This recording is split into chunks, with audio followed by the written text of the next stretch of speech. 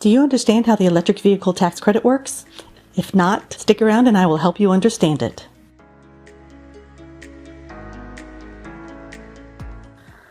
Hey y'all, I'm Deborah, and you should know that I'm not a tax professional and nothing in this video should be considered tax or legal advice. Let's get started. Here's something to watch out for. Be careful if you are buying the dealership's loaner or demo car. The tax credit only applies to the first owner of a new electric or plug-in hybrid vehicle. So if the dealership registered the vehicle, they are considered the first owner and you would not be eligible for the tax credit. However, as long as you know that they are considered the first owner of the vehicle, then you might be able to negotiate a discount, hopefully one that is equivalent to the tax credit. So if you don't owe $7,500 in taxes, you might find that it's worth your while to go and find a demo vehicle that has a few thousand miles on it, because you can get possibly an instant savings, and you'd get the full amount of the discount you get to negotiate. It's not going to be based on the amount of taxes you owe for the year.